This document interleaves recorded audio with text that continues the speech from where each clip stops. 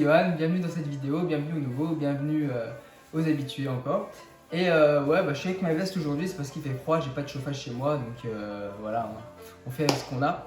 Comme tu as pu voir sur le titre de la vidéo, on va voir aujourd'hui des petites astuces que je vais vous donner pour améliorer votre boutique e-commerce.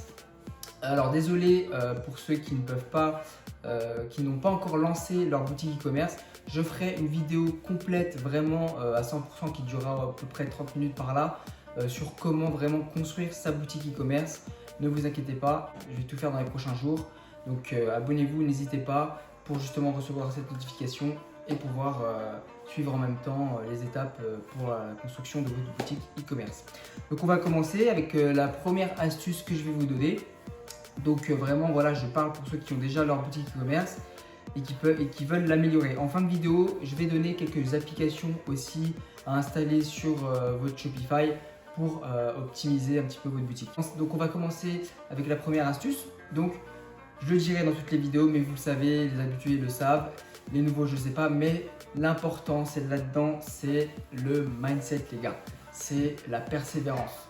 Si vous n'êtes pas persévérant dans votre business, si vous faites si vous ne le faites pas avec amour, si vous en voulez pas, si vous n'avez pas la rage, vous n'y allez pas arriver tout simplement à générer des ventes et à tout simplement faire décoller votre boutique. Il faut vraiment pas abandonner. C'est pas parce que par exemple vous faites des pubs et vous voyez que ça marche pas qu'il faut abandonner. Il faut continuer. Moi je me rappelle, j'avais lancé ma boutique donc il y a 2 ans. Et pour que ça marche, j'avais j'avais vraiment travaillé. Quand je dis attendre, j'ai travaillé jusqu'à obtenir un premier résultat après 3-4 mois, de la boutique. Ouais, 3-4 mois, ouais. C'est pour vous dire que voilà, faut vraiment pas abandonner votre business. Si vous avez commencé, dites-vous qu'il faut que vous alliez jusqu'au bout pour continuer, pour avoir des résultats. Et même quand vous aurez des résultats, il faudra continuer plus loin. Donc voilà, vraiment le premier conseil, ne pas abandonner, c'est très important. Le deuxième conseil que je peux vous donner en e-commerce, c'est de ne pas prendre le e-commerce comme un jeu. C'est-à-dire que j'en vois beaucoup qui veulent se lancer dans l'e-commerce ou dans un business autre, le business en général, ne pas le prendre comme un jeu, prendre ça comme un amateur. Il faut vraiment se dire que c'est un métier tout d'abord, d'accord, que vous voulez faire, que vous avez choisi profondément, c'est pas un coup de tête. C'est pas sur un coup de tête, pardon. C'est vraiment que vous avez choisi profondément de faire ça. Et voilà, du coup, il faut vraiment approfondir la chose et faire que tout soit professionnel. Il faut vraiment pas que ce soit qu'on voit que c'est amateur, que votre business est amateur. Si vous partez du principe où vous le faites juste pour le fun, pour rire, etc., tout simplement ne le faites pas. Si le client voit que c'est mal fait, qu'il y a un truc de mal fait, etc., ça va vraiment nuire à votre propre personne. Je ne vous le conseille pas. Donc vraiment faites les choses professionnellement, d'accord? Troisième astuce que je peux vous donner sur votre boutique e-commerce, c'est vraiment en 2020 de ne pas généraliser votre boutique. J'en vois trop qui veulent commencer le e-commerce et qui veulent faire une boutique généraliste. Donc qu'est-ce que ça veut dire généraliste? C'est-à-dire que vous mélangez tous les produits du monde dans une seule boutique. Vous prenez des AirPods, des produits de beauté, des produits de jardinage, problème solution. Non. En 2020, ce n'est plus du dropshipping comme je dis, c'est du e-commerce, d'accord? Bien faire la différence. Ce que je peux vous conseiller, c'est de vraiment prendre un produit, une niche de produit.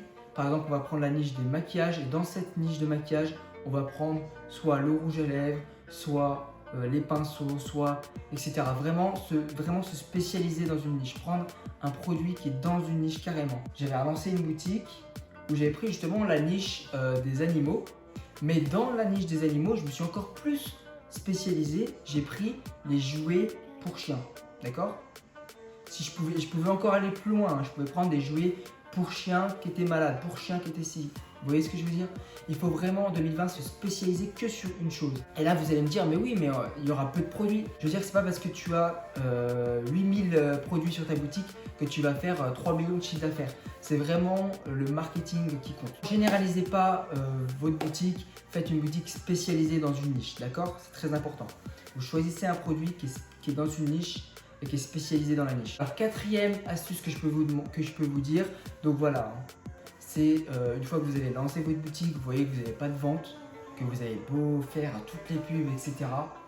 Et tout simplement, pourquoi ça ne marche pas? C'est parce que c'est soit votre boutique qui est mal brandé, hein, justement, c'est-à-dire que c'est mal personnalisé. Il faut que vous mettiez votre marque en avant, que vous mettiez votre personnalisation. L'astuce, c'est vraiment dans le marketing, d'accord? C'est la clé du e-commerce, le marketing. Et ça, c'est une information en or que je vous donne, mais c'est vraiment le marketing. Je vais vous donner un exemple, mais cet exemple-là, il faut que vous le reteniez, d'accord?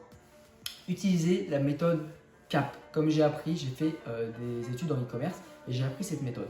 Lorsque vous faites une publicité, vous employez la méthode CAP, donc C-A-P, d'accord? Donc le C qui veut dire caractéristique, A qui veut dire avantage et P qui veut dire preuve. Quand vous faites une pub de votre produit, il faut bien que vous mettiez les caractéristiques. Alors un petit peu de caractéristiques, pas beaucoup, parce que le client s'en fout. Et vous mettez vraiment l'accent sur les avantages du produit, sur ce que va apporter le produit sur le client. C'est très important. Juste vous faire un petit exemple tout simple, hein. Vous connaissez tous le loup de Wall Street où à un moment donné on a Jordan qui vient vers le client, qui lui dit vas-y viens vends-moi ce stylo, et le client lui dit il est beau, etc., il est stylé, il est ergonomique, enfin tout le blabla quoi, des caractéristiques. Ça c'est non, vous avez vu que c'est pas comme ça qu'on vend. On vend parce que vous avez besoin de quelque chose. Imaginez-vous, il y a une phrase qui dit, et ça c'est très vrai, c'est très réaliste, on n'achète pas la perceuse, mais on achète le trou dans le mur. Vous comprenez ce que je veux dire? C'est-à-dire que le gars, il est là, il veut faire son trou dans le mur, il n'a pas de perceuse. Il lui faut une perceuse. On lui vend le prix qu'on veut, il fait son trou dans le mur, et au final, on n'a pas vendu la perceuse, on a vendu le trou dans le mur. Vous voyez la logique? Il faut vendre par le besoin, et pas vendre par les caractéristiques du produit. Et c'est comme ça que vous arriverez à faire des ventes, tout simplement.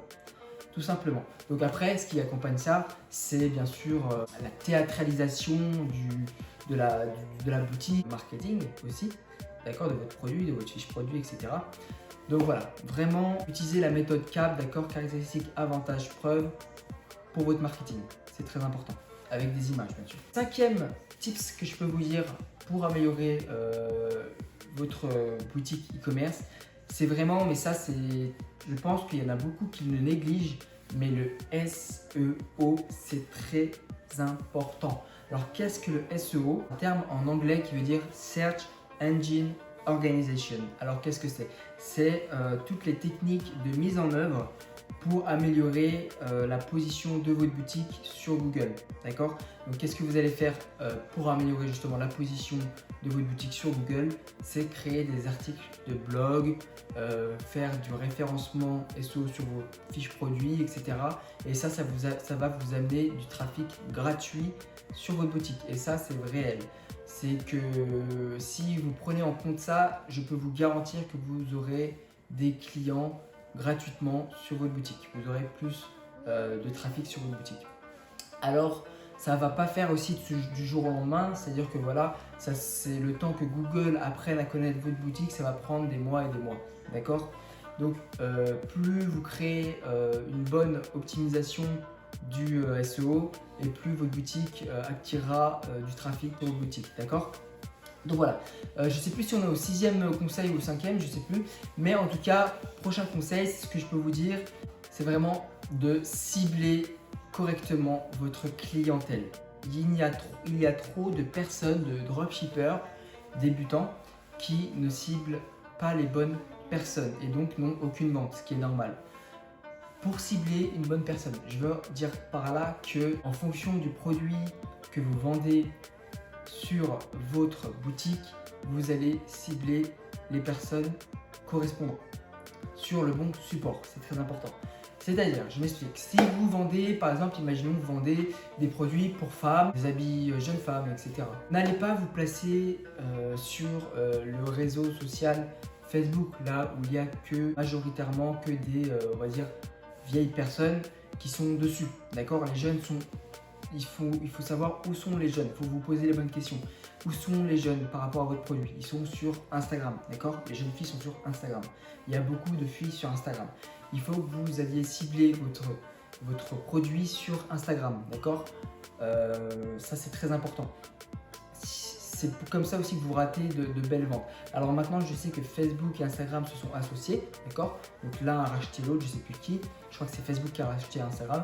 Et du coup, vous pouvez associer les deux et faire vos pubs sur les deux. Mais c'est mieux de se concentrer que sur un support pour commencer. Si vous êtes débutant, si vous venez de commencer,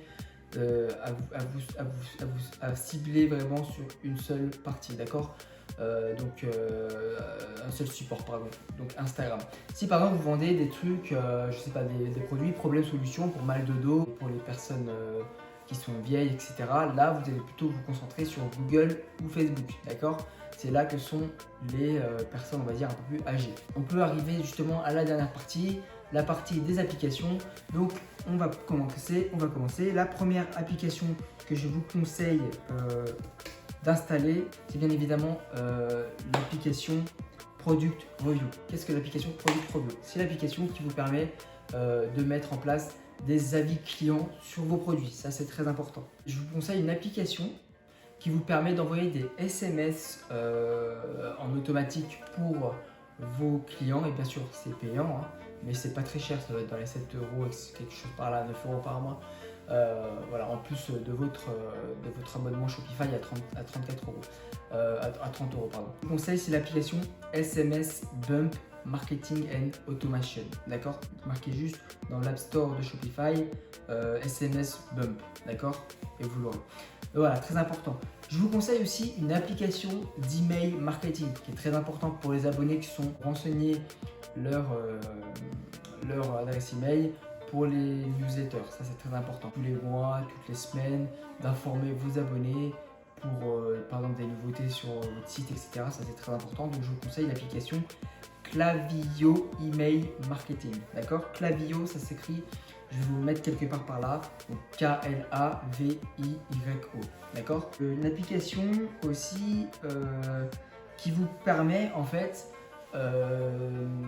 d'avoir vraiment la main mise sur votre boutique pour pas qu'elle soit recopiée. C'est-à-dire que si un autre concurrent qui fait aussi du dropshipping, qui veut venir sur votre boutique, qui n'a pas d'idée et qui voit que vous avez une bonne boutique et qui veut recopier, il ne pourra pas grâce à cette application. C'est-à-dire qu'on ne pourra pas faire de copier-coller, ni les images les prendre, etc. Ça vous permettra que votre boutique ne se fasse pas plagier et puis que vos concurrents prennent tous les bénéfices à votre place. Donc l'application, je vais vous l'écrire aussi ici, ça s'appelle Volt Anti-Theft. Et la dernière application que je vous conseille, c'est l'application DShares. Là aussi, je vais vous le mettre juste en bas. L'application DShares, c'est, on va dire, le frère d'Oberlo. Donc d'accord, ça sert en fait à importer vos produits d'AliExpress sur votre boutique. Donc là, vous allez les importer d'AliExpress sur DShares et de DShares sur votre boutique. D'accord, ça remplace totalement Oberlo. Alors, pourquoi je vous conseille de l'installer? C'est parce qu'elle est bien meilleure que Oberlo, elle est plus rapide. D'accord, il vous suffit juste de copier le lien de votre produit, de le mettre sur DShares, de faire votre fiche produit et d'envoyer votre produit sur votre boutique. Ça vous sert juste à ça, d'accord? C'est l'importation de produits et aussi à faire passer les commandes, bien sûr. Voilà, pour ma part, cette vidéo est terminée. C'était Yohan, on se retrouve pour une nouvelle vidéo. Je vous dis ciao, à plus.